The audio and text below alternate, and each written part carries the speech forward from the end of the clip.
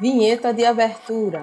Surgem diferentes imagens, 3 pessoas trabalhando na frente de um desktop e uma modelo em pé no estúdio. No centro da tela, um semicírculo nas cores azul, amarelo, verde e vermelho. Abaixo está escrito Cursos Técnicos. Em seguida, surge a logo ETE, Escola Técnica Estadual Professor Antônio Carlos Gomes da Costa. Olá, estudante! Seja muito bem-vindo à sua aula. Eu sou o professor Túlio Marques. Esse é o meu sinal na comunidade surda. Túlio Marques. Ele é branco, calvo, tem olhos castanhos claros, veste calça bege, blusa preta, camisa de botão e sapato marrom. Usa relógio, anel e aliança. Sinal de Túlio. Com a mão direita fechada, ele gira para frente. Em seguida, faz o sinal de T e encosta no queixo 2 vezes. Descrição do ambiente. Paredes em pallet. Entre as 2 paredes, um painel azul com o mapa de Pernambuco. À esquerda, uma televisão na parede. Acima, do lado direito da tela, símbolo do Educa PATV. Janela em estilo colonial com vários desenhos de vitrais. No canto inferior direito da tela, uma janela de Libras. Seja muito bem-vindo mais uma vez à sua aula do curso técnico em Tradução e Interpretação de Libras. Nessa aula de hoje, da disciplina de Surdez e Identidade Social, a gente vai conversar um pouquinho sobre construção de identidade, sobre identidade, para ser mais específico. A gente vai falar sobre a construção da identidade, as diferentes identidades assumidas pelos surdos de acordo com os especialistas e as relações sociais que os surdos assumem a partir da identidade que eles possuem. Vamos lá comigo então, que essa aula com certeza vai ser muito rica e construtiva para você. Para iniciar, vamos começar analisando sobre essa expressão, identidade. Palavra identidade. O que é que vem na sua mente quando você escuta identidade? Você associa ao seu documento? Você pensa na pessoa que você é? Pois é, muitas vezes a gente faz essa relação de quem nós somos, da identidade que nós assumimos. Hall, ele fala que a identidade torna-se uma celebração do móvel. Em que sentido? O próprio autor nos explica. Diz que essa celebração do móvel ela é formada e transformada continuamente em relação às formas pelas quais nós somos representados ou interpelados nos sistemas culturais que nos rodeiam. Muito interessante essa definição. Então, o que Hall quer dizer para nós é dessa influência que nós sofremos, toda pessoa sofre, seja ela ouvinte ou surda, e a partir dessas influências, uma identidade é construída. Antes de continuar, eu gostaria de apresentar para você um pouco sobre os principais autores que tratam de identidade surda. O primeiro deles é Stuart Hall, esse que eu estava comentando com você. Quem foi Stuart Hall? Stuart Hall ele foi um importante e renomado sociólogo e ele é britânico-jamaicano. Isso porque ele nasceu na Jamaica, mas foi erradicado na Inglaterra no ano de 1951. E o que é que Hall traz para a gente sobre identidade? Veja só que interessante. Hall nos diz que as identidades nacionais das quais nós fazemos parte não estão impressas no gene, ou seja, não é uma identidade genética que já vem comigo desde o nascimento. Diferente disso. Essa identidade ou essas identidades, elas vão se constituir a partir das culturas nacionais, como a gente estava comentando, as influências que nós sofremos no transcorrer da nossa vida. Sendo assim, essas identidades nacionais são formadas e transformadas no interior, ou seja, dentro de cada um de nós, pelas representações de uma específica cultura nacional. Bem, esse é o pensamento de Hall. Agora a gente vai tratar de uma outra autora, que você também já deve ter ouvido falar. Já escutou sobre Gladys Perlin? Esse é o sinal de Gladys Perlin na comunidade surda.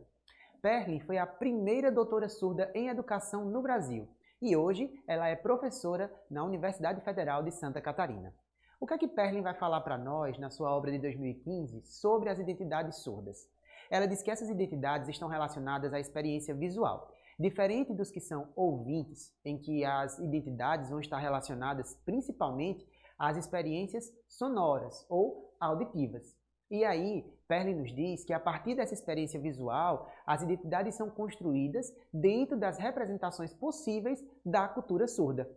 E que nós não possuímos apenas uma identidade. Perlin traz isso para nós. Por exemplo, se uma pessoa nascida no Brasil, ela vai ter influências da cultura brasileira, Mas se ela entrar em contato com uma cultura estrangeira, por exemplo, se ela fizer um intercâmbio, né, digamos que você faça um intercâmbio, ou que você receba alguém de um outro país, de uma outra cultura, ou até dentro do próprio país, pense numa tribo indígena, por exemplo, você vai carregar com você, você vai se apropriar de hábitos culturais que sejam benéficos e que você queira se apropriar disso.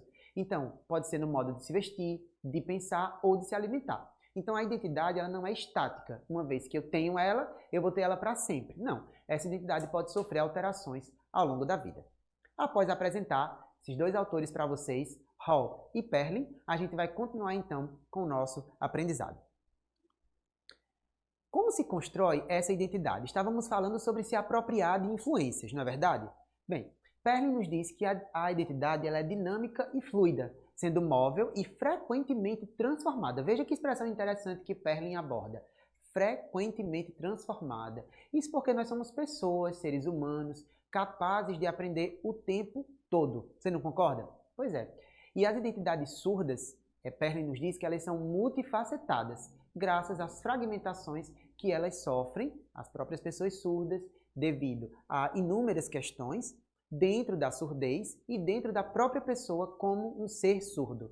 Lembrando que esse ser surdo, com S maiúsculo, trata de uma identidade própria que o surdo assume para si. E aí, como é que é possível compreender a identidade surda? Ainda de acordo com Perlin, uma vez que essa identidade ela é construída, veja o que ela diz para nós. Que a identidade parte da comunidade surda, ou seja, o surdo ele é pertencente a uma comunidade, certo? Sem esquecer, veja que interessante, as identidades ouvintes que lhe emprestam fragmentos. Por quê? O surdo nasce numa sociedade majoritariamente ouvinte. Então ele vai ter essa, como ela diz, identidades ouvintes que vão ser emprestadas de forma fragmentada, mas sim vai ter. E a partir dessa comunidade surda, a partir das identidades ouvintes, as experiências que podem ser visualmente percebidas da população ouvinte, das pessoas ouvintes, essas identidades vão constituir-se em novas visões. Também que a identidade surda está conectada com a diferença. Tem uma pergunta muito interessante. Surdez como diferença, como deficiência ou como diferença? Desculpa. Então, quando a gente fala de surdez como diferença, a gente não trata da concepção clínica da surdez, clínico-terapêutica. A gente trata do surdo como diferença enquanto constituição linguística, por exemplo, naquela visão socioantropológica. E essa concepção vai estar pautada na experiência visual e no uso da língua de sinais. Para os ouvintes, oral-auditiva. Para os surdos, a modalidade gestual-visual. Levando em conta todos esses aspectos, aí sim é possível compreender melhor a identidade surda a partir de suas construções. E quais são então, professor, essas identidades surdas, já que a gente falou tanto sobre a construção delas, não é verdade? Muito bem, aqui a gente tem o que Perlin vai apresentar para nós, tá? De identidades surdas. Veja que na metade para cima do slide a gente tem 7 identidades. E temos outras 3 ali abaixo. Já converso com você sobre esse acréscimo, por assim dizer. A gente vai analisar essas identidades e eu vou aproveitar para compartilhar com você os sinais dessas identidades. Vamos lá então? Vamos começar dividindo aqui em grupos. A primeira identidade é a identidade surda política. Sabe o sinal? Primeiro sinal para identidade surda. Sinal de identidade. Mão direita aberta na vertical e mão esquerda com o dedo midinho levantado encosta 2 vezes na mão direita. Sinal de surda. Mão direita com o dedo indicador levantado vai do ouvido em direção à boca, encostando abaixo dos lábios. Política. Sinal de política. As 2 mãos estão rente ao corpo na horizontal, com os dedos indicador levantado. Sobe e descem simultaneamente. Também conhecida somente como identidade surda. Quais são as características principais? A experiência visual, visto que o surdo ele assimila tudo por meio da experiência visual, é a pessoa que se aceita como surdo. O protagonismo, ou seja, o surdo atuante na sociedade, em busca dos seus direitos, que tem relação direta com a militância. Veja que foi graças a surdos de identidade surda política que muitos direitos foram garantidos e que hoje eles podem ser cobrados das autoridades para as pessoas surdas, como o direito de uso da língua, por exemplo, da Libras aqui no Brasil, e também de outras formas de acessibilidade. Vamos lá então, seguindo. Agora nós temos a identidade surda híbrida. O sinal, o mesmo, identidade surda, agora híbrida. Sinal de híbrida. As duas mãos estão um pouco fechadas e passam uma por cima da outra. Essa identidade surda híbrida, ela tem uma característica muito peculiar. Por quê? É a pessoa que nasceu ouvinte e ela foi acometida de surdez. Então ela torna-se surda. E ela se apropria de duas línguas. Por quê? Tem uma memória, por assim dizer, auditiva. E a partir dessa memória, a língua de sinais não ocupa o lugar de L1, ou de primeira língua, mas sim de língua secundária. Vou citar um exemplo para você. Você já deve ter ouvido falar de uma apresentadora de televisão chamada Regina Casé. Você sabia que Regina Casé tem uma filha surda? Já ouviu falar? Pois é, Benedita Casé é o nome dela. Benedita ficou surda após o nascimento. Ela é uma surda de identidade híbrida, nós podemos definir assim pelo que conhecemos, embora eu não a conheça pessoalmente.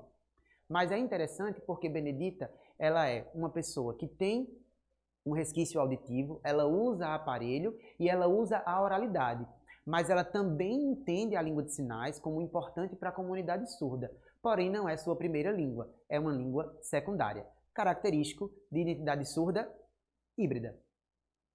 Seguindo agora com o nosso terceiro tópico de transição, a identidade surda de transição, é esse aqui o sinal, tá? Ou seja, identidade surda de transição. É quando o surdo, ele é surdo, mas ele tem uma convivência, como é destacado ali, tardia com a comunidade surda. Em que sentido? É aquele surdo que não teve contato com a comunidade surda, que só depois de um tempo é que ele vai se assumir como pessoa surda.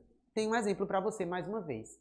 Eu tenho um professor, um amigo surdo, que ele ficou surdo aos 3 anos de idade, mas ele só foi ter contato com a língua de sinais entre os 13 e 15 anos de idade, ou seja, ele demorou mais de uma década para ter contato com a comunidade surda. Então ele é oralizado, completamente oralizado, e ele foi um surdo de transição, porque depois de um tempo é que ele pôde então assumir essa identidade. Percebeu que a gente não tem uma identidade só, como Perlin diz? Ele talvez tinha uma identidade durante todos esses anos de latência, até que ele assumiu uma identidade. Então ele passou por essa identidade de transição. Vou passar aqui para a gente ver mais 3, a identidade intermediária. Esse aqui é o sinal. Então, identidade surda intermediária. Sinal de intermediária. Palma da mão direita para cima e a mão esquerda na horizontal, apoiada na direita, se movendo de um lado para o outro. Quais são as características principais? Pessoas com deficiência auditiva, que tiveram uma perda auditiva, que vão se valer de tecnologias e de habilitação e ou reabilitação. Vai ter algumas similaridades com a identidade flutuante. Isso porque, na identidade intermediária, o que é que vai acontecer? O surdo, a pessoa, o deficiente auditivo, ele vai buscar meios de ouvir. Então ele não tem, embora seja uma pessoa com perda auditiva ou uma pessoa com deficiência, uma pessoa surda, ele vai buscar meios de reaver a sua audição. E aí a gente já faz o link com a identidade surda flutuante. Aqui o sinal, identidade surda flutuante. Sinal de flutuante. Com a mão direita um pouco fechada, o professor simula o movimento das ondas do mar, indo e vindo. Fazendo alusão a esse movimento, realmente, das ondas do mar. Essa identidade surda flutuante é aquele surdo que, ora, ele é surdo, ora, ele se comporta como sendo atuante na comunidade ouvinte. Vai ter muito da característica da filosofia oralista, que você já deve ter estudado bastante, que ficou muito forte depois do Congresso de Milão, lá em 1880. E a sua concepção, como a gente falou, muito parecida com a intermediária, é a clínico-terapêutica. É aquele surdo que é visto a sua deficiência e não a pessoa surda como diferença. Então é surdez como deficiência e não como diferença. Isso é característico da identidade surda flutuante. Agora, nesse slide, a última identidade é a embaçada. Vamos ao sinal? Identidade surda embaçada. Sinal de embaçada. Com as palmas das mãos semi-abertas voltadas para o chão, o professor empurra levemente para baixo e vira as mãos para cima. O que é essa identidade surda embaçada? São surdos com sinais ininteligíveis. Talvez você já teve contato com surdo que você não entendeu muito bem se era realmente a Libras que ele estava usando. Não se preocupe, isso acontece porque esses surdos, muitas vezes, igual aos surdos de transição, têm um contato tardio e eles não têm a representação das suas identidades. Muitas vezes são surdos que ficaram isolados da comunidade, que foram tidos como pessoas, às vezes, loucas, de fato como doentes nessa concepção clínico-terapêutica, e eles não conseguiram se assumir como surdos. Então eles acabam ficando com essa identidade embaçada, que tem esse significado aí para nós, né? De uma coisa que realmente não tem nitidez. Então não é possível determinar exatamente se o surdo ele é participante da comunidade surda ou se ele é ouvinte. Por vezes esse tipo de identidade, essas pessoas que levam ela, têm o hábito de tentar falar, achar que são compreendidos por meio da oralidade, porque não se compreende como surdo, embora entenda que não tem audição. Acho que eu me fiz entender para você. A última identidade apontada por Perlin é a identidade de diáspora. Vamos ao sinal? Identidade surda de diáspora. Sinal de diáspora. Com a mão direita semi-aberta, está com o dorso da mão para cima e a mão esquerda toca a direita, indo e vindo em diferentes direções. Interessante essa identidade, né? Você já tinha escutado? Diáspora foi um termo cunhado para os judeus quando eles saíram das suas terras. Mas depois essa palavra, esse termo, ficou conhecido para pessoas que saem dos seus lugares e vão experimentar outras realidades, tá? Então, conforme ali os tópicos apresentados, são surdos que se deslocam, passam por processo de migração ou imigração e que possuem muitas variações linguísticas, certo? Isso pode acontecer dentro de um próprio país ou pode acontecer também com relação a viagens para países diferentes. Você, querido estudante, já deve ter notado que há uma variação linguística dentro da língua de sinais porque a língua ela é viva. Então é natural que a gente tenha essa variação. Mas é muito importante ter cuidado com a identidade surda de diáspora, tá? Por quê? Quando a gente tem a nossa realidade e a gente sai para experimentar uma realidade diferente, a gente não pode voltar querendo impor o que a gente viu lá fora para que seja implementado, né? Claro, isso pode acontecer em caráter sugestivo, por exemplo. Mas o surdo de diáspora, é importante que dentro dessa identidade ele entenda que todo um artefato cultural é levado em conta para a construção da sua identidade, da sua língua. Aqui, por exemplo, no estado de Pernambuco, nós temos muito regionalismo, é um estado riquíssimo, suas danças, suas comidas típicas e assim por diante. Então é importante levar em consideração tudo isso, mesmo que hajam essas variações, que são muito ricas na possibilidade de experimentar, isso é maravilhoso. E aí, gostou de aprender um pouquinho mais sobre essas identidades? Mas a gente ainda não acabou. A gente tem mais 3 identidades que foram adicionadas, e eu falei para você que a gente ia conversar sobre, por Carvalho e Campelo. O que é que os autores mencionam para a gente? Eles adicionam 3 identidades muito interessantes. A primeira delas é a identidade negra surda. Vamos ao sinal? Identidade surda negra. Sinal de negra. Com a mão direita fechada na lateral da testa, o professor gira para a frente uma vez. Qual é a principal característica dessa identidade surda? Ela foi criada a partir do Congresso Nacional de Inclusão Social do Negro Surdo. Se você puder, dê um Google aí, né? Busque na internet sobre esse congresso que você vai ver quantas coisas foram implementadas a partir daí. A gente sabe que existe um preconceito estruturado na sociedade e que isso é muito complicado de se lidar, não é verdade? Então, ser surdo e ser negro, de acordo com Carvalho e Campelo, é duplamente diferente. Não é só uma pessoa surda e não é só uma pessoa negra. É uma pessoa surda e negra. E ela vai ter as mais diferentes circunstâncias sociais, culturais, para ter acesso, tá, às questões sociais mesmo da sociedade. Então a gente vê uma luta muito grande, né, na questão da pessoa negra, da pessoa afrodescendente. O mesmo vai acontecer na identidade negra surda. Então os surdos que se identificam assim, eles entendem que existe o fato de, além de ter a surdez como diferença, também são pessoas negras. Se assumem, se aceitam e lutam pelos seus direitos duplamente. A outra identidade é a surdo-cega. Essa identidade tem uma característica muito interessante, que é de pouca visibilidade. Você já teve contato com uma pessoa surdo-cega? Eu lhe garanto que se você tiver contato uma vez, vai ser uma experiência inesquecível. A identidade surdo-cega vem a partir de pessoas que talvez pré ou pós-linguística eram surdas e ficaram cegas, ou também podem ser de nascença, surdo-cegas. Esqueci do sinal, né? Vamos lá então? Identidade surdo-cega. Sinal de surdo-cega. Com a mão direita, o professor encosta na ponta da orelha direita. Em seguida, cobre os olhos. Tá? Esse é o sinal para surdo-cegueira e a gente implementa também na identidade. E aí, a pessoa surdo-cega, ela vai ter diferentes sistemas de comunicação.